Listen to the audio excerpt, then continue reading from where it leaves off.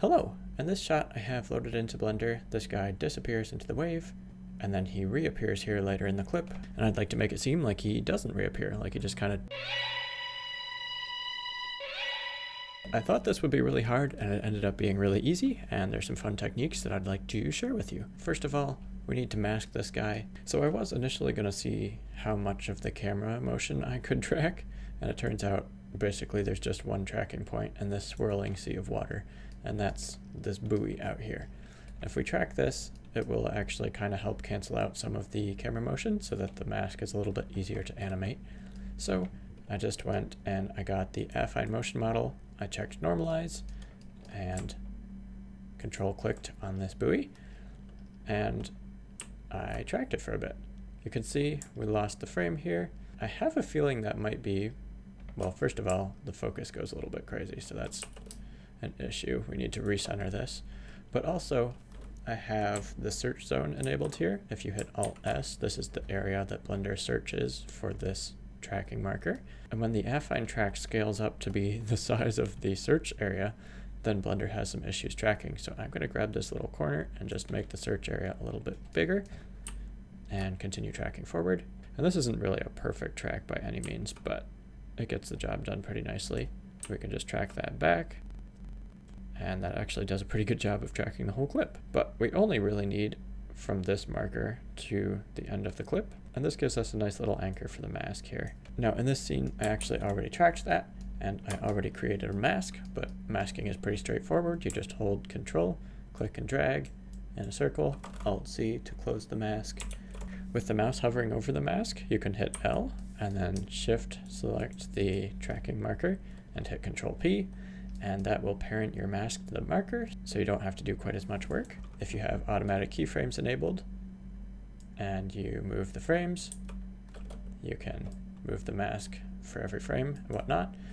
But I'm going to delete this mask since I've already animated mine, and you can see this mask is just keyframed pretty roughly just to be covering the guy throughout the clip. So that is pretty much all the legwork you need to get this working. The rest is in compositing. If we go over to the compositing tab, you can see I have this little setup, which is actually super simple and easy to recreate. So I'm just going to grab this movie clip and see if we can rework things. So I'm starting out by duplicating the movie clip, Shift D, and I'm going to hold Control and Shift and right click and drag over these two, which puts it through a mix node. You can do this manually pretty easily, but if we Control Shift click on this mix node, then we get the viewer seeing the background, and we might as well drop that into the composite while we're at it. So this is really basic. If we shift between the factor, nothing really changes. It just changes between these two identical movie clips. But what we want is we want a mask to differentiate which movie clip we use. So if we go Shift A, input mask, and select our mask that we got, and we put that into the factor, let's just take a look at our mask. Okay. If we go a little bit farther in the footage, you can see, yeah, this is covering up the guy pretty well. What we could use is some feathering though. And so something I've recently discovered, which is really nice, is if we go into Filter and Dilate Erode, not only does this grow and shrink the mask depending on the value that you put in, but it's also possible to switch from steps to feather, and this gets this nice blurry edge for us, which is super cool, and that just grows outwards, which is really great. And you can also set it to a negative value, and it feathers inwards, which is also pretty useful. But we want this mask to be a little bigger, let's say 45 pixels at the moment. If we take a look here, it's mixing between this clip and this one identically. So let's change this second clip to be something a little bit different.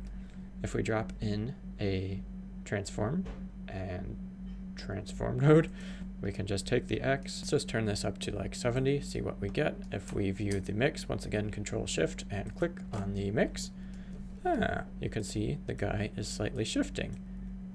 That is very handy. And we can turn this up even more. Maybe this wave would match up a little bit better if it was lower, so I'm going to lower the Y value. And he's pretty much gone from the shot. Since we're borrowing from the exact same clip at the same time, the camera motion should be pretty much identical as well.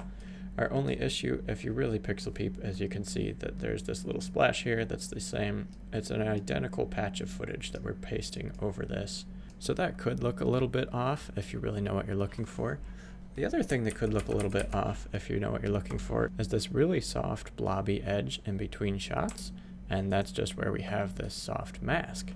So let's maybe change this mask up a little bit so that we don't have such a straight cut and dry line. I'm going to add a, let's see, transform displace node, and this also changed in Blender 5 to be slightly confusing. Let's see. What happens if we turn up a value? Okay, so right now this is just kind of like the transform node, but with some value that goes into that. So if we grab a texture and a noise texture, then this can be our value going into here. Since this output is colorful, it kind of fills in both X and Y channels. Before and after doesn't really seem to be doing a whole ton. So let's see if we could do something to this noise texture. Let's turn up the scale first to like 9. Let's add a math node, and then I can just multiply the heck out of this. If we turn up the value a bunch, okay, let's try 35. We've got this subtle shift up to the corner, which I don't love. Yeah, you can see our guy is showing up again. So with this, there's some fancy math to like subtract as much as you multiply. I don't know that. I don't know that. Yeah. Something like the same thing. Oh, okay. So here's what we could do. Let's just go value. Okay, and then this value will go into the multiply, and it'll go into the subtract. And if we do another multiply, we just multiply this by -1. So we add the negative value that we multiply. Okay, maybe I didn't math good enough. Oh, okay, let's multiply it by 0.5. Okay, so as we turn up this value, it should stay in the same place and just displace a little bit more. Okay, and now we can do fun stuff to our texture. If we want like a really broken up line, we can turn up the scale. We can add a little bit of distortion maybe, waviness. We can make it an animated texture by switching that to 4D.